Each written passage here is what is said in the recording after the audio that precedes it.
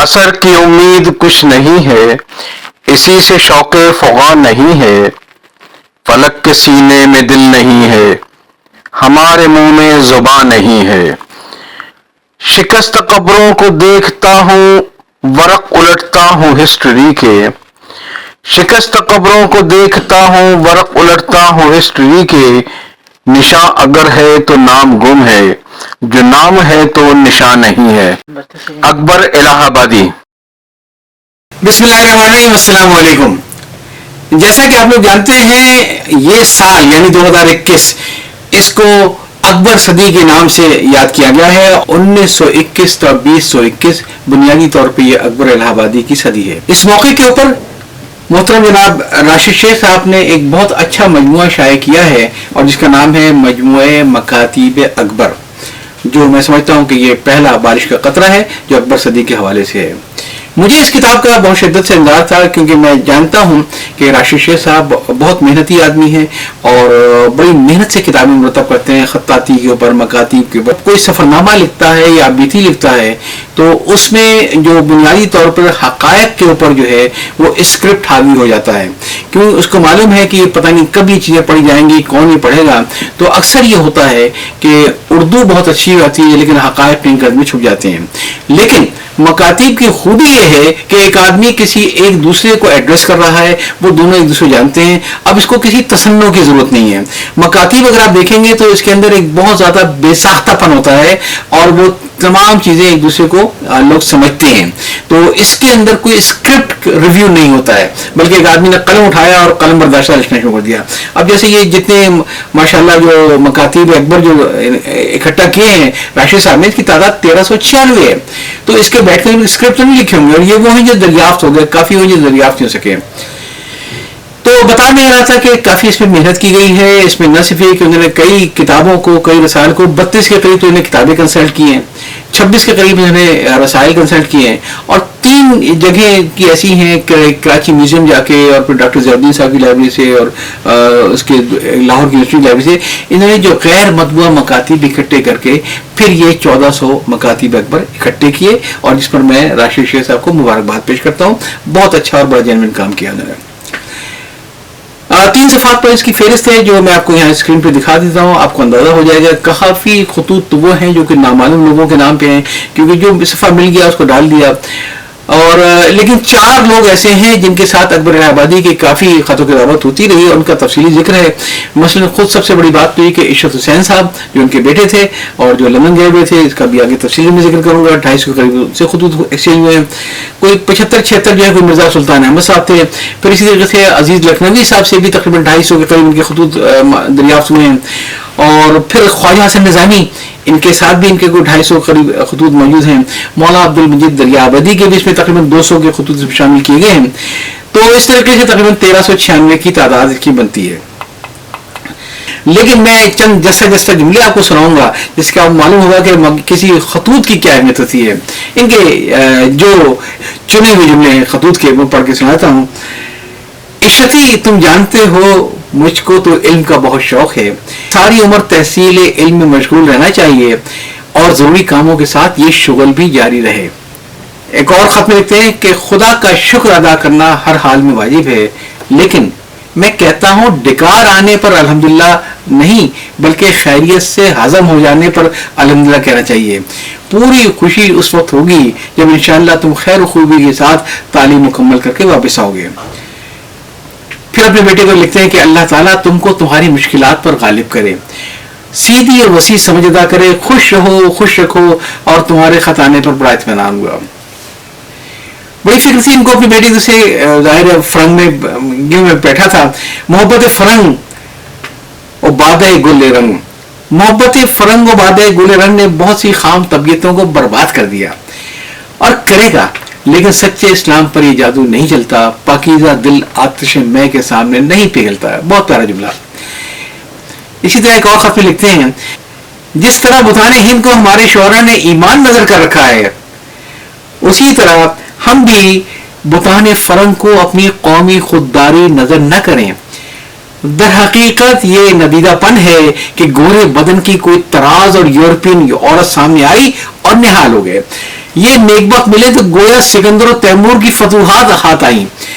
لکھتے ہیں اللہ تم کو تندرست رکھے، صراط مستقیم پر قائم رہو.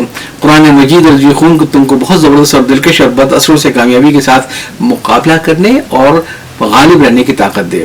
تو یہ تو تھوڑے تھوڑے سے اقتباس میں نے آپ کو سنائے جو کہ راشد شیخ صاحب نے خود پسند کیے تھے.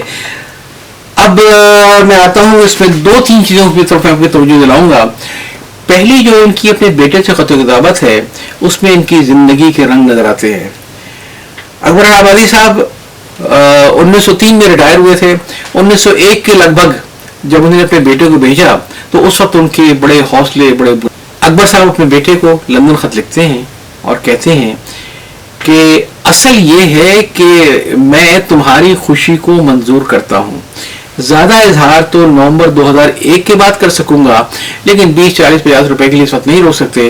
اور بھی تم کو بہت مواقع پڑے ہیں. اور جملہ سنیے گا، تحفوں میں کوئی چیز کھانے کی بھی ہو تو میں لاکھ روپے بھی منظور کرتا ہوں. تو اس وقت ان کا تھا کہ جتنا کھلا ہاتھ انہیں بیٹے کو دے دیا اور کہا کہ اگر لاکھ روپے کا خرچہ تو میں تمہیں بھیجوں گا. سب میں نے ارینجمنٹ کر رکھے ہیں. لیکن جیسے جیسے عشت کا قیام بڑھتا گیا اور مالی مطالبات بڑھتے گئے، ویسے ویسے اکبر الہ آبادی کے خطوں سے لگتا ہے کہ ان میں کافی تلخی آتی رہی. اور وہ کہتے ہیں کہ اب میں اداس اور آبدیدہ بیٹھا رہتا ہوں. خوش ہونے اور آرام پانے کی قابلیت روز بروز کم ہوتی جا رہی ہے. تم سے کچھ امید و خوشی تھی، تم نے بلا مشورہ اپنی دھن میں ہو. خدا جانے کیا ہوتا ہے. بڑی امید تھی کہ تار پر 30 پاؤنڈ کیوں منگوایا، کیا خرچ کی تکلیف ہے، فائنل بار کب دو گے. لیکن تمہارے 7 جولائی کے خط سے بڑی نا امیدی ہوئی. یہ فقرہ کہ زندہ ہوں تکلیف دہ تھا. کیا خرچ کی تنگی تھی، یا بیمار تھے، یا تردد تھا. افسوس کہ میں تمہارے کسی حال میں کسی ارادے سے آگاہ نہیں ہوں. بغیر ہمارا آگے چل کے ان کے جملوں کی تلخی اپنے بیٹے کے ساتھ کچھ اور بڑھتی ہے. اور یہاں تک کہ ایک خط میں اکبر صاحب لکھتے ہیں، تمہاری طرح طرح کی باتیں سن کر جن کا خواب و خیال بھی نہ تھا، تمہاری بے وفائی دیکھ کر ہمارا دل بجھ گیا. تمہاری کس بات کا اعتبار کرے، تم انتہائی ذلیل اور کمزور طبیعت ثابت ہوئے ہو. شرم اور قومی غرور میں تم بہت کچھ سمجھے ہوئے تھے. اس سے ہم کو دھوکا ہوا، ورنہ ہم تم کو وہاں نہ بھیجتے. اور لوگ اب ہنستے ہیں اور میں روتا ہوں. جس آرام کا میں نے ضعیفی میں خیال کیا اس سے نا امیدی ہو گئی. غیرت نبھانا مشکل ہے. اس ہفتے بھی روپے کا بندوبست نہ ہو سکا. مجھ کو کچھ معلوم نہیں تمہارے ارادے کیا ہیں، تم کیا کیا کرو گے، کیا ہوگا، کب آؤ گے. ہم کو تو اس کا حق ہی نہیں ہے. 7 برس سے میں تمہاری طوطا مینا کی کہانی سن رہا ہوں. اب دل نہیں چاہتا، آنکھیں جواب دے گئی ہیں. ہاشم اچھا نہیں ہے، وہ بھی میری نظروں سے گرا جاتا ہے. تم نے کیا کیا؟ اب بچے نہیں ہو، 26 سال کے ہو گئے ہو. روپیہ پھونک ڈالا. تو یہ اکبر الہ آبادی جو کہتے تھے کہ روپے پیسے کی کوئی کمی نہیں ہے ریٹائرمنٹ سے پہلے، اور یہ کہتے تھے کہ لاکھ روپے بھی دے دوں گا، تو بتاؤ کیسے چاہیے. آخر میں آ کے یہاں تک ہمت ہار گئے کہ تم نے سارا پیسہ میرا برباد کر دیا. 7 برس سے تمہارے سے وعدے ہیں اور تمہارے مالی تقاضے ہیں. ان کے مکاتیب سے اس وقت کے تہذیب بھی سامنے آتی ہے. مثلاً ایک خط میں انہوں نے کوئی ذکر کیا کہ اپنے کسی چھوٹے بیٹے ہاشم، جس کا بیچارے کے 14 سال کے عمر انتقال بھی ہو گیا، اس کا وہ رشتہ طے کرنا چاہتے تھے خواجہ حسن نظامی کی بیٹی قربانوں سے. تو کیا الفاظ لکھے خط میں؟ لکھتے ہیں، شریف یعنی سیدانی ہے، اس کے خاندان کی شرافت مسلم ہے. ہاں یہ بات ہے کہ پیرزادوں کا خاندان ہے جو پرانی قبر کے مجاور ہیں، اگرچہ اس سے بڑی آمدنی ہے، لیکن یہ امر کیا معنی ہو سکتا ہے. طاقت سے بہت نمود کے آدمی ہیں. آمدنی بھی معقول بڑھے گی جو لڑکی کو پہنچے گی، اور ہزارہ مرید ہیں اور بڑھتے جائیں گے. تو پہلے زمانے میں رشتے ناطے کرنے میں جو خاندان دیکھا جاتا تھا وہ یہ بھی دیکھا جاتا تھا کہ لڑکی اپنے ساتھ کتنے مریدین کو لے کے آئے گی اور اپنے بیٹے کو. سب سے پہلے تو انگریزی زبان کی تحصیل مقدم ہے تاکہ اس زبان میں عالمانہ طرز تحریر و تقریر کر سکو. یعنی کوئی ایک سبجیکٹ ایسا ہو. پھر قانون سیکھنا ضروری ہے. ایک جو اس کتاب سے جو چیز معلوم ہوئی مجھے وہ یہ معلوم ہوئی کہ اردو زبان جو ہے وہ مسلسل ارتقاء سے گزر رہی ہے. اور پچھلی ایک صدی میں اردو میں اتنی تبدیلی آ چکی ہے. مثلا ایک اپنے بیماری کے بارے میں جو چھوٹا سا ایک خط لکھتے ہیں, میں زمانے علالت میں آب مقطر کا استعمال کرنے لگا, غازی پور میں یہ اہتمام نہ ہوا, میری طبیعت بہت صاف نہ رہی, اتوار کو میں واپس ہوا, آج 7 نومبر کو شاہ فرید عالم کے ساتھ پر ان کے یہاں ٹھہر گیا, چونکہ رات کو کچھ تشعر ہیرا ہوا, لہذا رات کو میں نے اور آج صبح کو ایک گولی کونین احتیاطاً کھا لی. اب تشعر ہیرا اس زمانے میں یہ لفظ بڑا مقبول رہا ہوگا, اور یہ ہے رونگٹوں کا بدن پر کھڑا ہو جانا. تو میں کہتا ہوں کہ اردو جو ہے وہ مسلسل ترقی کرتی رہتی ہے. اردو کے ذخیرہ الفاظ میں نئے نئے ذخیرہ الفاظ میں آتے ہیں اور پرانے ترک ہوتے چلے آتے ہیں. ہر زبان سے آتے ہیں, ہر زبان کے ترک ہوتے ہیں. اردو اپنا راستہ خود نکالتی ہے, اور بڑا افسوس ہوتا ہے جب میں دیکھتا ہوں سوشل میڈیا پہ لوگ باقاعدہ اردو کے لیے کوئی کام کرنے کے بجائے وہ سارا نیگیٹو پروپیگنڈا کرتے رہتے ہیں. یہ کہو, یہ نہ کہو, اس زبان کا استعمال کرو, اس کا نہ استعمال کرو, یہ زیر سے لکھو, یہ زال سے لکھو. اردو یہ چیز نہیں ہے. اردو جو ہے وہ تو لوگوں کی بولی ہے, اپنا راستہ خود نکالتی ہے. اور جو اس کتاب کو پڑھ کے مجھے اندازہ ہوا, مقراتی کو پڑھ جاتا ہے کہ اردو تو بالکل تبدیل ہو چکی ہے. ایک اور میں آپ کو پڑھ سناؤں, یہ اردو آج نہیں بولی جاتی ہے. تمہارے بیڈ روم عشرت منزل کی پچھم کی طرف 2 مختصر کمرے ہیں, ایک غسل خانہ دوسرا پاخانہ. یا ہوائے مغربی سے دستبرداری کی جائے یا اس کے ساتھ بوئے ناخوش بھی منظور کی جائے. کیواڑ بند رہنے سے ہوا رکتی ہے, مچھروں کے گانے کا سما بھی خوب بنتا ہے. اب یہ سارے الفاظ, یہ ساری چیزیں جو ہے نا اب آہستہ آہستہ متروک ہو چکی ہیں, لہذا اس میں پریشان ہونے کی ضرورت ہے. ہمارے جو دوست آج کل جو انہوں نے سوشل میڈیا پہ میں کہتا ہوں کہ طوفان مچا رکھا ہے, اور لوگوں کو بیسیکلی وہ کیا کر رہے ہیں, اردو سے بیزار کر رہے ہیں. کہ جو تھوڑا بہت اگر لوگ اردو کی طرف آتے بھی ہیں تو اس قدر وہ بیزار کر رہے ہیں لوگوں کو اردو ٹھیک کر کر کے کہ وہ بیچارے کہ ان سے اردو کا واسطہ جو ہے صرف اور صرف چاہتے ہیں وہ کہ رومن اردو تک رہ جائے, اور تاکہ ہم کوئی سارے پرابلم نہ ہوں. تو اگر کوئی کام کرنا ہے تو آپ مثبت کام کیجئے, نئی چیزیں لکھیں, نئی کتابیں لکھیں, نئی کتابوں کا فروغ کریں. یہ منفی کام لے کے صرف ڈنڈا گھما کے اور سب کو اردو کی ٹھیک کر کر کے اردو سے بیزار کرنا, یہ اردو کی خدمت نہیں ہے. اچھا, یہ جو آپ کو آج کل سوشل میڈیا پر نظر آتا ہے نا, کیا صحیح اور کیا غلط ہے, میرا خیال تھا کہ شاید یہ اس دور کی ایجاد ہے. یہ اس دور کی ایجاد نہیں ہے. یہ جو ذہنیت ہے نا کہ ہم سب سے بڑے علامہ ہیں اور باقی سب جو ہے بالکل جاہل ہیں, اور ہمارے اوپر اللہ تعالیٰ نے کوئی ودیت کر رکھی ہے کہ ہم نے سب کی اردو کو ٹھیک کرنا ہے, یہ ذہنیت اس دور میں بھی موجود تھی. آپ صحیح اردو لکھو, آپ لوگوں کے پیچھے لٹ لے کے کیوں پڑ جاتے ہو, جس سے آپ لوگوں کو اردو میں سے بیزار کیوں کرتے ہو. میں اس کو تھوڑا سا آپ کو سناؤں گا, بڑا دلچسپ قصہ, کہ اس میں کئی خطوط میں جو بات چل رہی ہے وہ یہ کہ ایک دفعہ انہوں نے اکبر الہ آبادی نے کسی مضمون میں تمباکو کو تے نون بے الف کاف واو تمباکو لکھ دیا. اب وہاں ایک بہت بڑی بحث چڑھ پئی. اس زمانے میں بڑے جغرافی پڑے ہوئے تھے, اگر تو سوشل میڈیا نہیں تھا لیکن وہاں بھی اس وقت بھی گنڈاسے لگے لوگ بیٹھے رہتے تھے, اور ایک ہنگامہ کھڑا ہو گیا کہ صاحب یہ تو تے اور میم سے ہوتا ہے, یہ تے نون بے جو ہے یہ تے میم کا رد عمل کیسے ہوگا. باقاعدہ اس میں پوری مہم چلائی گئی, اصلاح سخن میں ایک تحریر چھپی, کوئی شواہد آئے اور ایک بحث چل پڑی کہ یہ ساری اردو ہی غلط ہے.